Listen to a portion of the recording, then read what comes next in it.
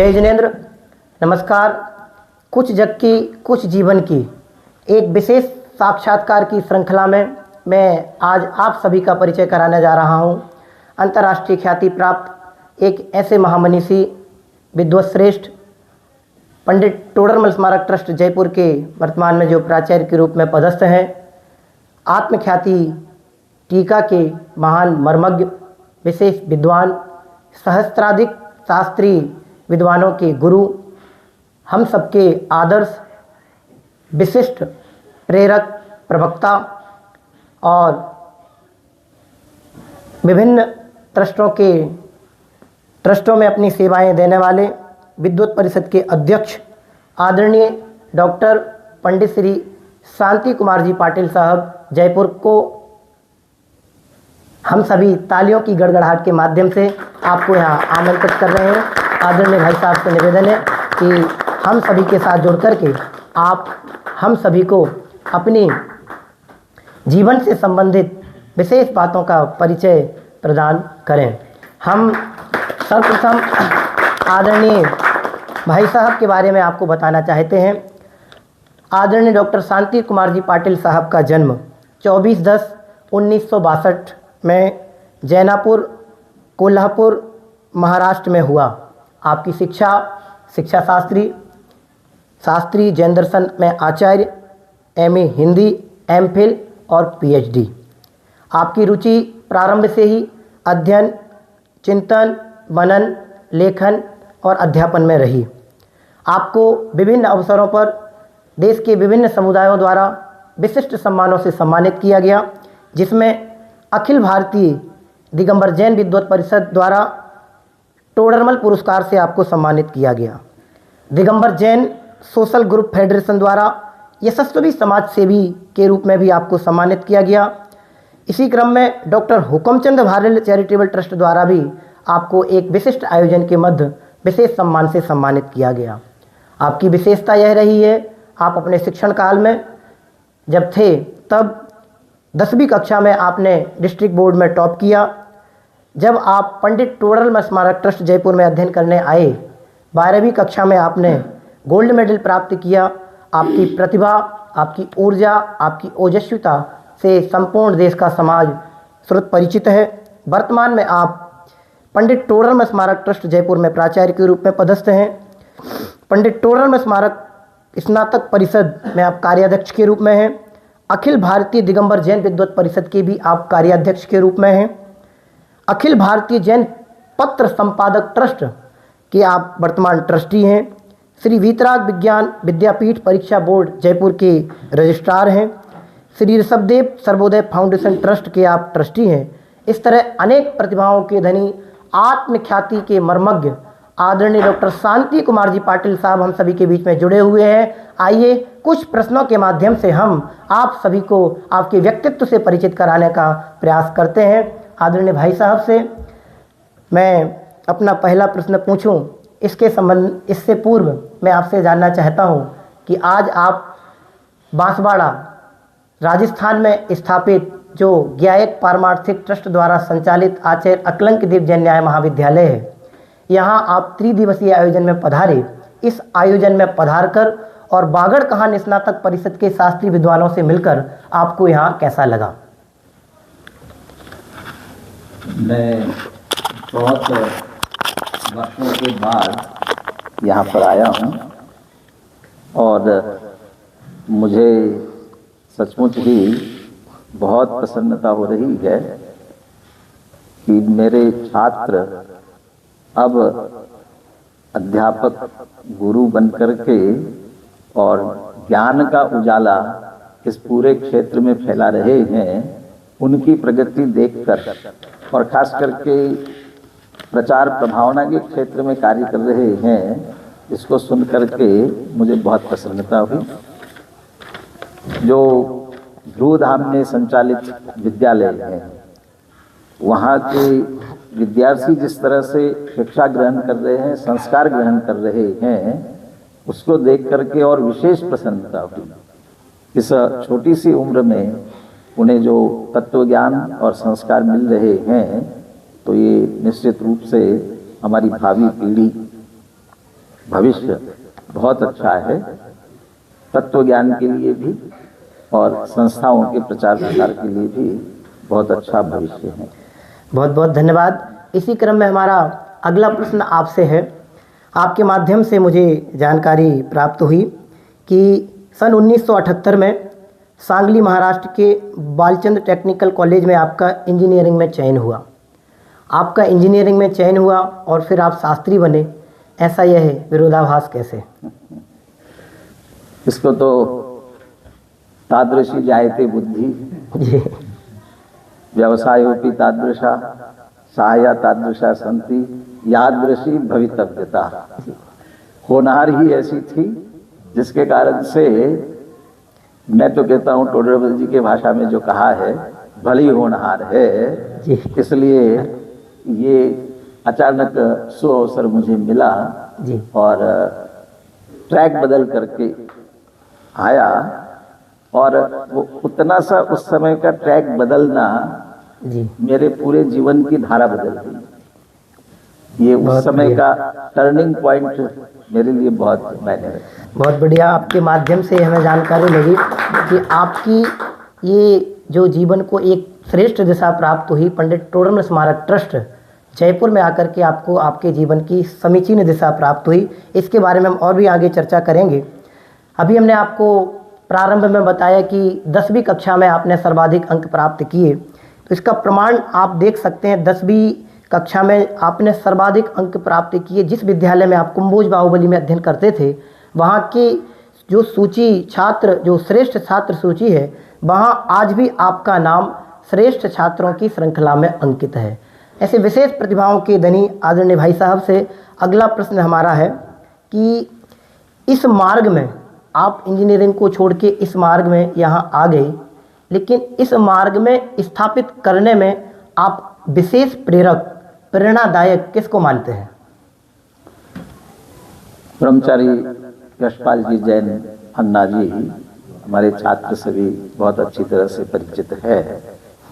ये जब मैं कुंभोज बाहुबली अध्ययन करता था तभी से मेरे दादाजी से परिचित थे, तो उन्होंने दादाजी से भी कहा, मेरे से भी कहा, और कुछ वर्षों के बाद फिर वह स्वयं भी जयपुर टोडरमल स्मारक आकर के रहे। फिर उनका साथ, उनकी प्रेरणा निरंतर बराबर बनी रही। मैं तो मुख्य रूप से उनको ही इसके संदर्भ में प्रेरक समझता हूँ। जी, साथ ही यहाँ आप आ गए, आपको उनसे प्रेरणा प्राप्त हुई, लेकिन आपकी रुचि इस मार्ग में कैसे बनी और आज तक बनी हुई है, इसमें आप क्या सहयोगी मानते हैं?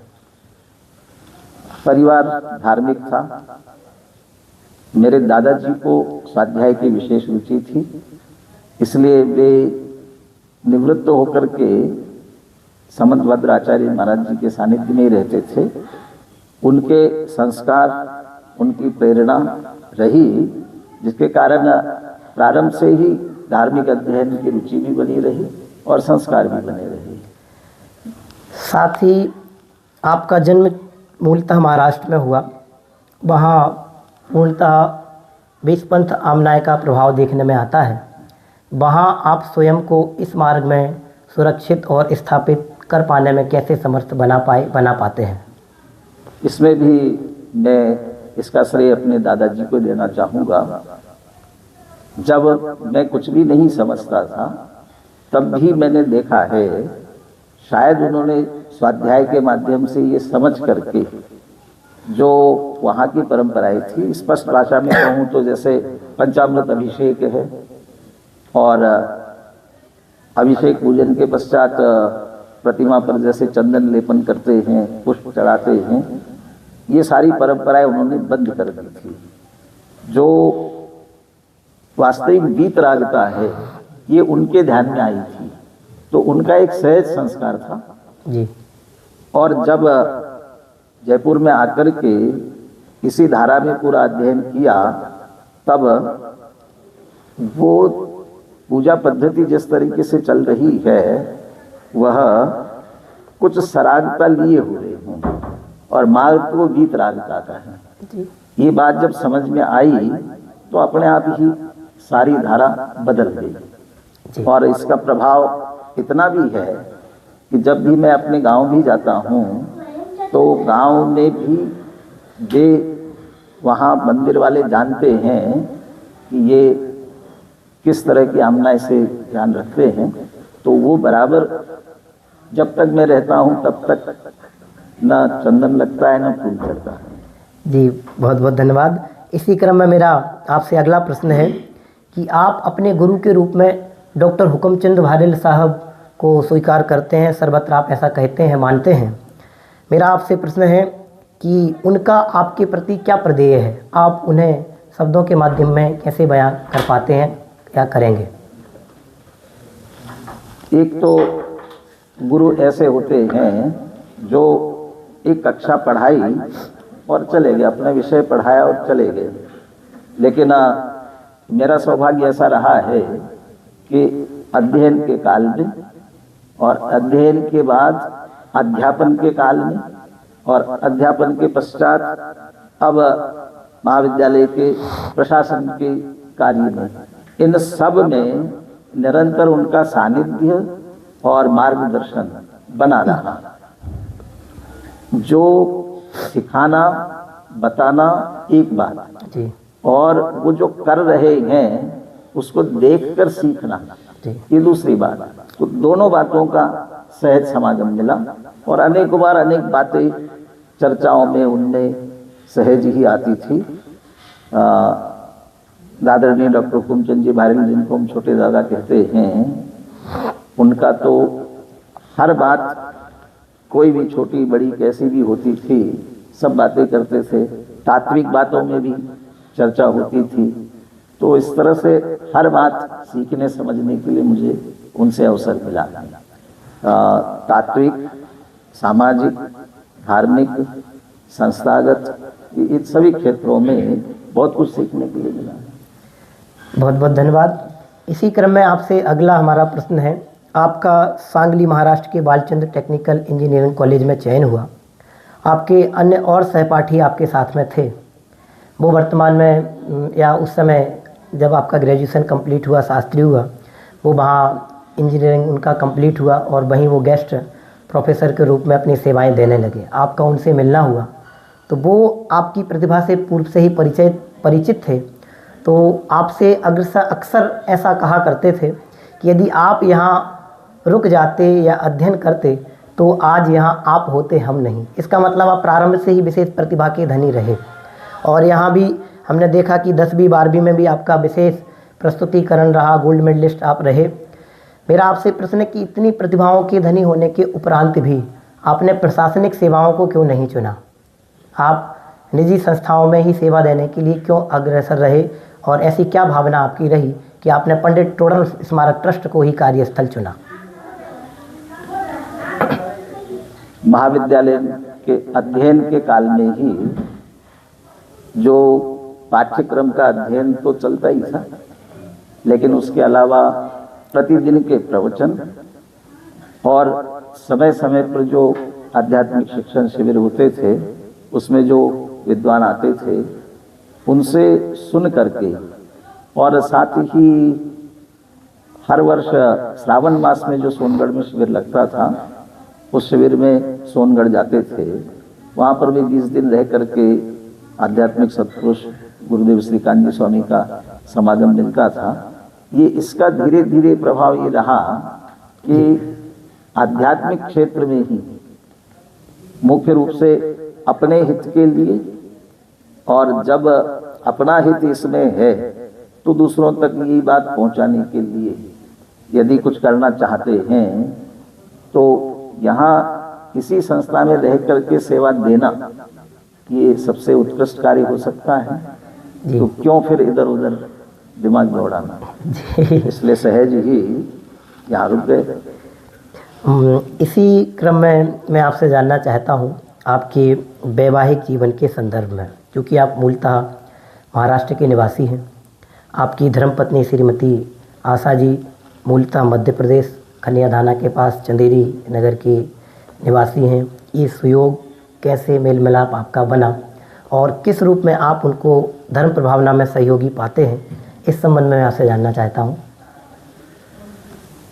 पहले वाले प्रश्न में थोड़ी बात और मैं जोड़ना चाहता हूँ। जी यद्यपि अध्ययन की दृष्टि से और प्रयास करता तो किसी भी क्षेत्र में जा सकता था, लेकिन एक तो शुरू से ही धार्मिक वृत्ति जी और जो प्रवृत्ति रही जी और फिर आध्यात्मिक ये सब अध्ययन के पश्चात और उसमें जो दृढ़ता मिली, जी कभी भी जीवन में पद, प्रतिष्ठा, पैसा जी इसकी प्रमुखता रही नहीं, वाह उसका विचार भी नहीं आया कि वे इसके लिए अपन कुछ करें। इसलिए वो सहज उसके कहीं जाना ही नहीं कहीं और क्षेत्र में। इसलिए जब जयपुर में ही टोडरमल स्मारक में ही सेवाएं देना प्रारंभ की, अब रहना यही है निश्चित हुआ, तो फिर भले ही महाराष्ट्र और वहाँ है, जी माता पिता कदाचित कभी चिंतित रहते भी थे, लेकिन कदाचित दादा के मन में भी होगा, तो उन्होंने सहज पूछा कि इसका संबंध करना हो तो क्या हम वहाँ कर सकते हैं। तो उन्होंने कहा साहब आपको सौंप दिया है, आप जानो। तो ऐसा सहज उनसे स्वीकृति भी मिली और मुझे मालूम नहीं था। मेरे माता पिता उधर भी संबंध देख रहे थे, वैसे चल रहा था, लेकिन जब ऐसा पता चला तो थोड़ा शांत हो गए और फिर यहाँ ही रहना था। इसलिए अब ये तो नहीं कह सकते इतनी बड़ी रिस्क ले ली मैंने, लेकिन जब इसी में रहना है, इसी में माहौल में जो पले बड़े हैं वही साथ मिले तो अच्छा है। इसलिए एक सहज ही संयोग मिला। अब दूसरों के जैसे अपन ये तो नहीं कह सकते हैं कि जोड़ियां ऊपर से बन करके आती है, जिसका जो होनहार है वो होता है इसी में। लेकिन मुझे इस मार्ग के लिए चूंकि धार्मिक वृत्ति प्रवृत्ति अध्ययन की दृष्टि से होना, लेकिन दैनिक जीवन में धर्म का पालन, रहन सहन, खान पान, इन सब दृष्टि में, तो वो चूंकि उस तरह के ही माहौल में थी तो उसको पूरी ये जानकारी थी और उसी तरह से अभ्यस्त थी, उसी तरह के संस्कार के थे। इसलिए दैनिक जीवन में, खान पान में, इन सब में उसी तरह का शुद्ध खान पान आदि रहे, इसी मार्ग में बने रहे, इसके लिए बहुत बड़ा सहयोग रहा। और मैं यही रहूं, जैसे मुझे कोई बड़ी पद प्रतिष्ठा पैसे की अभिलाषा नहीं है, ऐसे मेरे सहधर्मिणी को भी नहीं रही, इसलिए सहज चल गया। बहुत बहुत धन्यवाद। प्रभावना में पत्नी का सहयोग किस रूप में आप पाते हैं? बाधक नहीं बनी, यही सबसे बड़ी भाई। कभी कहीं जाना है, अब थोड़े से स्वास्थ्य और उसकी बात अलग है जी, लेकिन पहले कभी कहीं किसी तरीके से भी किसी कार्य में भी कभी कोई बाधक, यहाँ तक कि बच्चों की जिम्मेदारी है, बच्चों को संभाल, हर तरह से मेरे ऊपर कोई ज्यादा जिम्मेदारी रही नहीं। घर गृहस्थी की भी, बाल बच्चों की भी, बचपन से बड़े करने तक लेकर के अध्ययन के बाद और विवाह होकर के जाने तक भी क्या करना है, कैसे करना है, उनकी जिम्मेदारी, इन सब से मुझे बिल्कुल निश्चिंत रखा, इसलिए मैं निश्चिंत होकर के कार्य कर सका। आपकी दोनों पुत्रियां विदुषी के रूप में हैं, विदुषी परिणति जी और विदुषी प्रतीति जी। आपने उन्हें भी अपने समान इसी मार्ग से जोड़ा और वह भी दोनों यथा योग यथावसर जिन शासन की प्रभावना में संलग्न हैं। आप अपनी पुत्रियों को इस मार्ग में संलग्न देख करके स्वयं कैसा अनुभव करते हैं? और वर्तमान में अनेक उनकी ही उम्र की बालिकाएं देश में और अनेक स्थानों पर अनेक तरह से अपनी प्रतिभाओं को निखारते हुए आगे बढ़ रही हैं, तो आप अपनी पुत्रियों को इस मार्ग में स्थापित प्रभावना में संलग्न देख करके अपने आप में कैसा महसूस करते हैं और इस माध्यम से क्या प्रेरणा प्रदान करना चाहते हैं? वैसे तो उन्हें प्रेरणा देने की आवश्यकता नहीं पड़ी जी, वो बचपन से ही उसी माहौल में रही, सहज ही उनका मानस बना, यही अध्ययन किया और स्वयं उनकी प्रतिभा रही, तो उसके कारण से जो कुछ अध्ययन किया, जहाँ जैसा अवसर मिला वहाँ उसका भरपूर उपयोग किया। बड़ी बेटी जैसे विदिशा है जी तो उसे जितना अवसर मिलता है, छोटी बेटी नागपुर है जी उसे तो प्रतिदिन वहाँ स्वाध्याय का अवसर भी मिलता है, कक्षा लेने का अवसर मिलता है। जी पूरा दोनों अपना अपना पूर्ण उपयोग करती है। खास करके लड़कियों के संदर्भ में अपने को सबको जरूर उन्हें धर्म के क्षेत्र में अकेले क्रियाकांड की अपेक्षा नहीं बल्कि तात्विक, आध्यात्मिक और अध्ययन की दृष्टि से भी सशक्त करना चाहिए।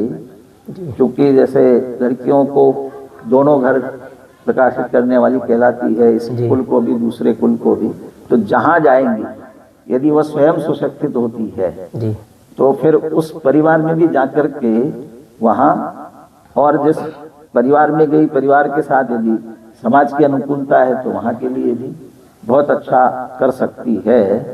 इसलिए लड़कियों को जरूर इस मार्ग में लगे रहना चाहिए और प्रोत्साहित करना चाहिए। इसी क्रम में आपसे जानना चाहता हूँ, आप पंडित टोडरमल स्मारक ट्रस्ट जयपुर में प्राचार्य के रूप में पदस्थ हैं। अनेक वर्षों से वहाँ अपनी सेवाएं दे रहे हैं। वहाँ ट्रस्ट में आप अपने कार्य के साथ जब कभी किसी तरह का उतार चढ़ाव होता है तो आप वहाँ सामंजस्य कैसे बैठाते हैं?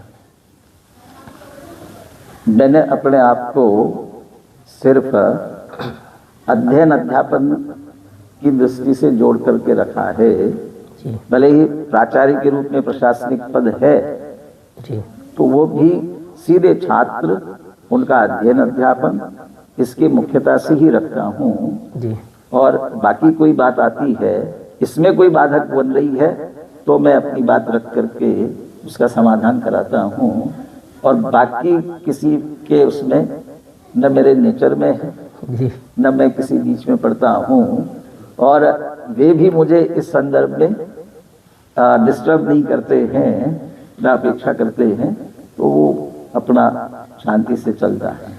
मैंने बांसवाड़ा ध्रुवधाम शिविर में त्रिदिवसीय प्रवास के माध्यम से आपके साथ रह कर के ये जाना है कि जैसी छवि आपके शिष्यों में आपके प्रति बनी हुई है कि आप गंभीर, सशक्त, अनुशासन प्रिय, इस तरह की एक छवि आपकी सबके मन में बनी हुई है। लेकिन इन दिनों में रह कर के आपसे बातचीत करके मुझे ऐसा नहीं लगा कि कभी आपने विद्यार्थियों को अनुशासन पालन करने के लिए बहुत खूब सशक्ति से अपनी पावर का प्रयोग किया हो। लेकिन फिर भी आपके सभी शिष्यगण आपके प्रति इतने कृतज्ञता के भाव रखते हैं, और मैं अपनी भाषा में बोलूँ तो आज भी आपसे भय करते हैं। तो ये कैसे संभव है और कैसे बन पा रहा है? जब कोई भी कार्य हम उनकी उन्नति के लिए कर रहे हैं, कोई राग द्वेष से नहीं कर रहे हैं जी, कोई पक्षपात से नहीं कर रहे हैं, जी, यदि ये बात उनकी समझ में आती है जी, तो फिर वो चाहे जिस स्तर पर जाकर के उन पे कोई कार्रवाई करे जी, तो वो कभी भी उल्टा नहीं लेंगे। वो समझते हैं जी, कि जो भी कर रहे हैं हमारे हित में कर रहे हैं। तो मैंने ये विश्वास हमेशा बनाए रखा कि मैं करूँगा वो आपके हित के लिए करूँगा, कभी पक्षपात या राग द्वेष से नहीं करूँगा। जी, दूसरा, जैसा छात्र महसूस करते हैं, जी। मेरी आवाज और मेरी आंखें ही पर्याप्त थी। मैं यही बोलना चाह रहा था, मैं बोलना आपसे यही चाह रहा था, लेकिन भयवशी समझने में मैं आपसे बोल नहीं पाया कि आपकी आंखों में इतनी गंभीरता कैसे बनी रहती है। अब तो ऐसा है ना, जहाँ जहाँ जैसा वो चाहिए जी, वह उस समय उसी समय के लिए। जी। हाँ, इसी क्रम में हमारे साथ ही अग्रज विद्वान पंडित आकाश जी शास्त्री आपसे अपनी बात रखना चाहते हैं। आकाश जी हमारे बांसवाड़ा के वरिष्ठ अध्यापक हैं, वो भी एक प्रश्न आपसे पूछना चाहते हैं। भाई साहब जय जिनेंद्र, मैं आपसे ये प्रश्न पूछना चाहता हूँ कि आपके 1000 से अधिक छात्र रहे हैं और उन सबको आपने विद्वान बनाया है। आपके इस कार्य में आप अपने आप को कितना सफल मानते हैं? देखिए, जिस उद्देश्य से विद्यालय महाविद्यालय चलाया जा रहा है और आपको अध्यापन कराया जा रहा है, वह कार्य जो अपना जैसा उद्देश्य आत्मानुभूति तत्व प्रचार है, स्वहित है और परहित में अपना सहयोग करना है, यदि इस क्षेत्र में लगे हुए हैं तो फिर निश्चित रूप से सफल हैं। और मैं जहाँ भी जाकर के देखता हूँ तो अधिकतर मुझे ऐसे कार्य में लगे हुए दिखते हैं, तो निश्चित रूप से सफलता 100% नहीं कहे तो भी बहुत अच्छी सफलता है, मैं समझता हूँ। इसी क्रम में हमारे साथ में हमारे ही अग्रज साथी पंडित रितेश जी शास्त्री भी हमारे साथ जुड़े हुए हैं। वह भी आपसे अपना एक प्रश्न रखना चाहते हैं। पंडित रितेश जी शास्त्री, आप भी ध्रुवधाम बांसवाड़ा के वरिष्ठ अध्यापक हैं, आप भी अपना एक प्रश्न भाई साहब से रख रहे हैं। भाई साहब को सादर जय जैनेन्द्र। हम प्रश्न तो क्या करें, हम तो जानना चाहते हैं कि सारा भारतवर्ष और न केवल भारतवर्ष बल्कि संपूर्ण विश्व में आपको आत्मख्याति विशेषज्ञ के रूप में जाना और पहचाना जाता है। आत्मख्याति को पढ़कर आपके जीवन में और आपके छात्र समुदाय के जीवन में परिवर्तन निश्चित रूप से आया ही होगा। तो आपको कैसा महसूस होता है या आपके जीवन में आत्मख्याति ने क्या परिवर्तन लाया? जैसा टोडरमल जी ने लिखा है कि सिद्धांत गोमट सार में है और अध्यात्म समय सार की टीका आत्मख्याति में है। ये वाक्य पहले सुना पढ़ा, लेकिन जब सचमुच आत्मख्याति पहले जब पढ़ी उस समय तो हिंदी से ही पढ़ते गए थे, लेकिन जब पढ़ाने का मौका आया तब मैंने कहा मैं भी संस्कृत का छात्र रहा, पढ़ने वाले छात्र भी संस्कृत के हैं, तो मूल संस्कृत से क्यों न लिया जाए। और जब वो संस्कृत से पढ़ाने लगे तो उनके भाव, उनके मर्म जिस तरीके से ख्याल में आए, उससे लगा कि सचमुच जो अध्यात्म की पराकाष्ठा है, अध्यात्म की गहराई है, वो निश्चित रूप से आत्मख्याति में है। कुंद कुंद आचार्य की मूल गाथाओं में उसके भाव को लेकर के जिस तरह से उन्होंने व्यक्त किया हुआ है, तो उससे समझ लीजिए दृष्टि बदल गई कि सचमुच मैं कौन हूँ, उसकी असली दृष्टि। इसलिए शुद्ध आत्मा, उसका मूल स्वरूप क्या है, वो बहुत उत्कृष्टता से ख्याल में आया। और मैं समझता हूँ अमृतचंद्र आचार्य की भाषा में जब सीधा पहुँचाते हैं तो छात्रों की दृष्टि में, छात्रों के ध्यान में भी आता होगा और वे भी इस बात को महसूस निश्चित रूप से करते हैं। इसी का पूरक प्रश्न यदि मैं करूं तो अभी कुछ समय पूर्व समय सार का सार बहुत अच्छा ऑनलाइन आपका चल रहा था, चूँकि हम आपके सीधे छात्र समुदाय या छात्रों के रूप में जुड़े हुए हैं तो हमें बहुत अच्छा लाभ मिल रहा था ऑनलाइन के माध्यम से। अभी शायद कुछ दिनों से बंद है, ऐसा कुछ है क्या? वापस इसे पुनः चालू करने का कोई कार्यक्रम है क्या? नहीं, ऐसा नहीं है, बंद है। वो पूरा पहली गाथा से लेकर के 415 गाथा, अकेले 415 ही गाथा ही नहीं, परिशिष्ट तक पूरा मूल संस्कृत से मैंने पूर्ण कर लिया है।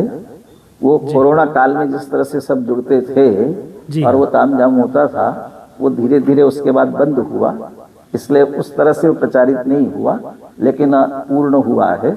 अनेकों ने सुना है और वे मेरे सामने से कभी कभी कहते हैं कि हमने आपका पूरा सुन लिया, लाभ लिया है।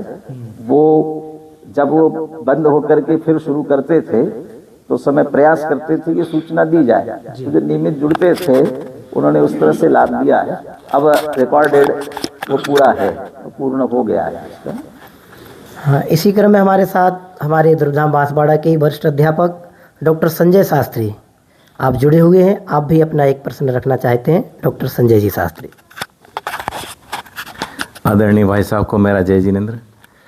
मेरा आपसे निवेदन है और एक प्रश्न भी है कि आपने जब से अध्ययन किया है तब से आप अभी स्मारक में ही हैं और मेरा ऐसा विचार है कि शायद आप अपना पूरा जीवन ही स्मारक में ही व्यतीत करेंगे, परंतु यदि जीवन में ऐसी कोई विकट परिस्थिति आई तो उनका समाधान करते हुए भी आपका वहाँ रहने का विचार रहेगा या फिर कहीं और जाने का रहेगा। मेरा ये मानना है कि आपके रहने से कई विद्यार्थियों को इसका लाभ मिलेगा, और इस विषय में आप अपना क्या विचार रखते हैं? ये तो भविष्य के गर्भ में है, उसके संदर्भ में कहना मुश्किल है। बहुत सारी परिस्थितियां कारण बनती है। अकेला विकट परिस्थितियां कोई उसकी नहीं होती, कुछ स्वास्थ्य की दृष्टि से भी होती है, वातावरण की परिस्थितियों की दृष्टि से भी होती है। तो बहुत बातें सोच विचार करके उसके संदर्भ में निर्णय करने की आवश्यकता है। और अभी एक ही संस्था से जुड़ा हुआ क्यों समझते हैं, अब जहाँ जैसे आवश्यकता होती है वहाँ अपना यथायोग्य समय देना, दे देते हैं, देंगे, ऐसा चलेगा। इसलिए सब परिस्थितियों पर ही निर्भर है, दूसरी बात है।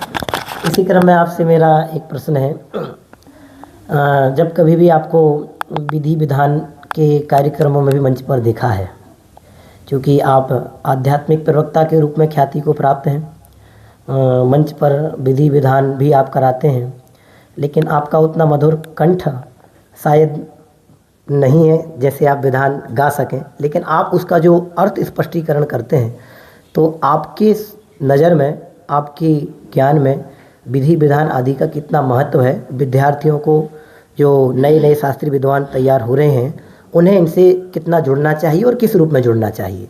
इसके बाद तैयार है हमारे साथ पंडित अश्विन जी शास्त्री अपना प्रश्न लेकर के। भाई साहब से निवेदन।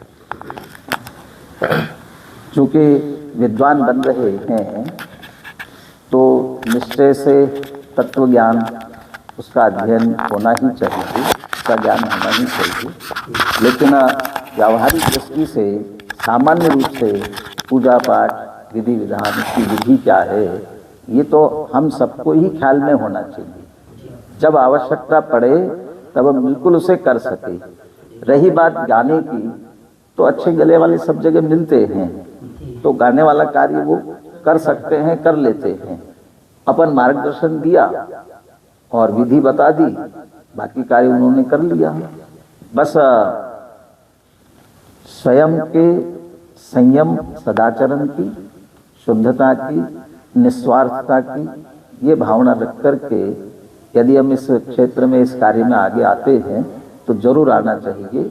इसे भले ही कदाचित जीवन प्रोफेशन बनाए न बनाए, लेकिन आवश्यकता अनुसार इसका ज्ञान अवश्य होना चाहिए और आवश्यकता अनुसार प्रयोग भी करना चाहिए जरूर।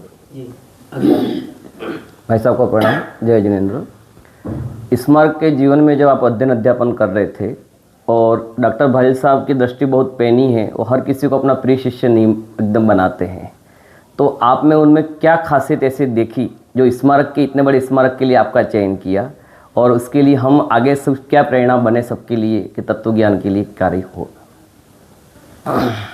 अभी आपकी ही बेटी ने मुझे कुछ एक वाक्य लिख करके दो कहा था, तो मैंने उसकी डायरी में लिखा, सफलता के 3 सूत्र है, तत्संबंधी स्वाध्याय, संयम और सातत्य, निरंतरता।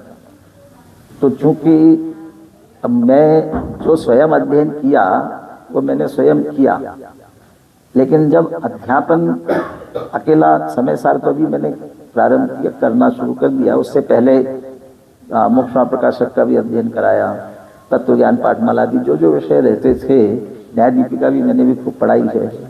तो ये जो विषय में पढ़ाता था उसका बहुत गहराई से स्वयं स्वाध्याय करना, और बाकी और किसी का भी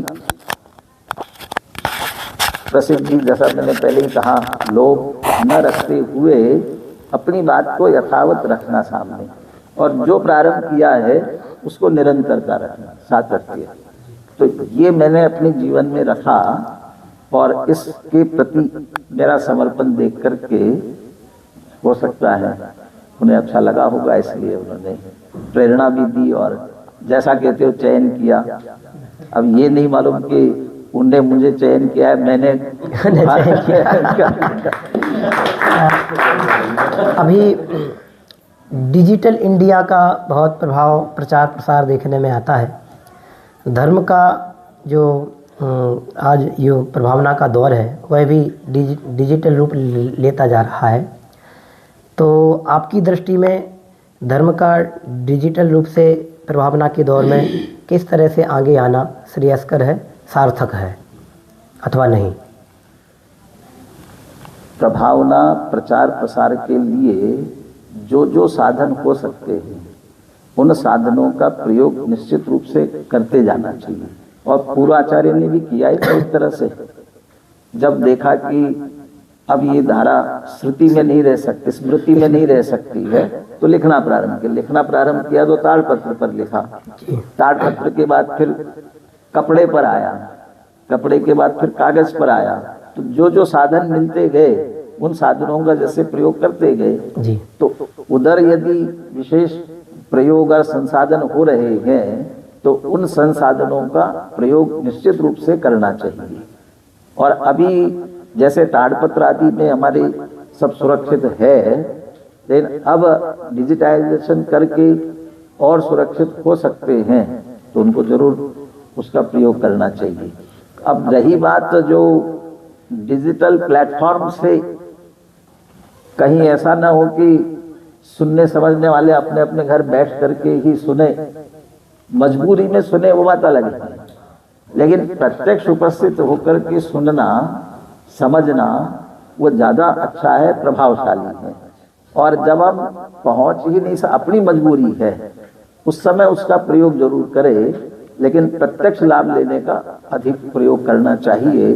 डिजिटल और प्रत्यक्ष में उस दृष्टि से देखा जाए तो मैं प्रत्यक्ष को ज़्यादा महत्व देना चाहूँगा। आप बहुत अच्छे कवि हैं। आपके वक्तव्यों में कभी कभी आपके शेर और शायरियों को सुना जाता है। आप अक्सर बोला करते हैं। आपका पसंदीदा कोई शेर जो आप स्नातकों के लिए हमेशा कहा करते हैं?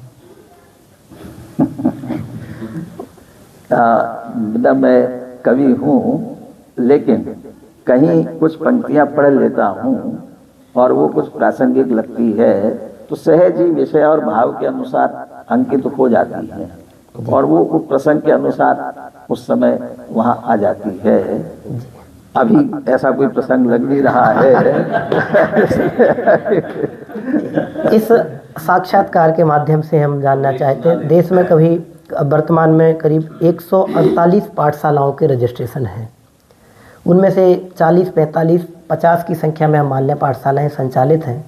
वर्तमान में पाठशालाओं के प्रत्यक्ष रूप में संचालित होने के, ना संचालित हो पाने के जो दुष्परिणाम अपने को लगते हैं, उनको क्या रूपक प्रदान किए जाने चाहिए और पाठशालाओं की आवश्यकता क्या होनी चाहिए, आपके माध्यम से जानना चाहते हैं। सचमुच इसमें मैं बालकों से ज़्यादा उनके अभिभावकों की गलती समझता हूँ। जी। अभिभावक इस बात को मुख्य नहीं समझते हैं। अकेला स्कूल की पढ़ाई मुख्य है ऐसा उन्हें लगता है, जबकि जीवन के लिए, संस्कार के लिए, सुख में शांति में जीवन जीने के लिए वो जितना आवश्यक है उतना यह भी आवश्यक है। लेकिन उसकी इतनी अधिकता हो गई कि उसके कारण से बच्चों से ज़्यादा अभिभावकों ने इसको भुला दिया। बच्चों को भेजना, ये करना, यदि पीछे पड़ के प्रारंभ से रहते तो रह सकता था, लेकिन अब जो परिस्थितियां बदल गई, उन बदली परिस्थितियों में भी पुनः अभिभावक भी अब देख रहे हैं कि बच्चे किस लाइन पर जा रहे हैं। अब उन्हें यदि संस्कारित करना है तो उन्हें भी सचेत होकर के पुनः प्रतिदिन नहीं तो साप्ताहिक, उन दिनों में, अवकाश के दिनों में ऐसा करके पाठशाला में जरूर भेजना ही चाहिए। उसके बिना बालकों में संस्कारित करना मुश्किल है। आज के इस साक्षात्कार का आपसे अंतिम प्रश्न। एक संस्कृत में सूक्ति हम पढ़ते हैं, संघे शक्ति कलयुगौ। संगठन कलयुग में संगठन ही एकमात्र शक्ति है। वर्तमान में हमारा जैन समुदाय विभिन्न पंथवाद में बढ़ते हुए विनाश की ओर अग्रसर है। सामाजिक समरसता की आवश्यकता और उपादेयता आपकी दृष्टि में क्या है और क्या नवीन युवा पीढ़ी को आपका संदेश है, आपके माध्यम से जानना चाहते हैं। अनेकों बार ये पंक्ति अपन सुनते हैं, चाहे जितने मतभेद हो लेकिन मनभेद नहीं होना चाहिए। जी। एक नमोकार मंत्र, एक पंचपरमेष्ठी, वर्तमान भगवान महावीर का शासन, हम सब उसके अनुयायी हैं। अब कुछ थोड़े बहुत बातों में आपस में होगा, लेकिन उसके कारण से जो जिन शासन जो सचमुच सबके कल्याण, सबके हितकारी है, जी। हमारे ऐसा आपस के कुछ थोड़े बहुत मनभेद के कारण से इसमें नुकसान पहुंचता हो तो ये आगे के लोगों के लिए कल्याणकारी है, ये वहां तक कैसे पहुंच पाएगा। इसलिए चाहे जितने आपस में किसी बातों पर मतभेद होगा वो निपटाते रहें, लेकिन एक पंच परमेश्वरी के भक्त, जिन शासन के भक्त के रूप में, अनुयायी के रूप में हम सबको एक मत, एक रहकर ही आगे चलना चाहिए। वर्तमान परिस्थितियों में तो इसकी और अधिक आवश्यकता है। जितना हम संगठित होकर चलेंगे उतना सुरक्षित रहेंगे, अपने लिए भी और आगामी पीढ़ी के लिए भी, जिन शासन को पहुंचाने के लिए। बहुत बहुत धन्यवाद। अभी हमने रत्नोत्तर त्रिधुरधाम द्वारा संचालित कुछ जग की कुछ जीवन की साक्षात्कार की एक श्रृंखला में भारत देश के अध्यात्म के प्रकांड प्रवक्ता विद्वान डॉक्टर शांति कुमार जी पाटिल साहब जयपुर के माध्यम से चर्चा करके आपके जीवन के विभिन्न पक्षों को जान करके एक श्रेष्ठतम प्रेरणा प्राप्त की है कि संघर्ष भले ही कैसे हो, हमारा मार्ग एक होना चाहिए, पथ एक होना चाहिए। जीवन में किसी भी तरह की परिस्थितियां बने, लेकिन हमें अपनी धारा से, अपने मूल तत्व से नहीं हटना चाहिए। हम तत्व से जुड़े रहेंगे तो हमारी जड़ें मजबूत बनी रहेंगी, हमारी जड़ें मजबूत बनी रहेंगी तो हमारा जीवन अपने आप मजबूत बना रहेगा। बहुत बहुत धन्यवाद एवं कृतज्ञता ज्ञापित करते हैं डॉक्टर शांति कुमार जी पाटिल साहब जयपुर के प्रति। आपका हमारे इस पटल पर आना हमारे लिए सौभाग्य है। हम सभी रत्नोत्तर त्रिधुरधाम बांसवाड़ा परिवार एवं बागड़ कहानी स्नातक शास्त्री परिषद बांसवाड़ा आपके प्रति कृतज्ञता ज्ञापित करते हुए धन्यवाद ज्ञापित करते हैं। एक साथ बोलिए जय जय। मुझे भी इस निमित्त से मेरे छात्रों से एक साथ मिलने का अवसर मिला, इसके लिए रत्नोत्तर त्रिधुरधाम और बागड़ स्नातक परिषद का मैं भी आभारी हूँ। जय जिनेंद्र।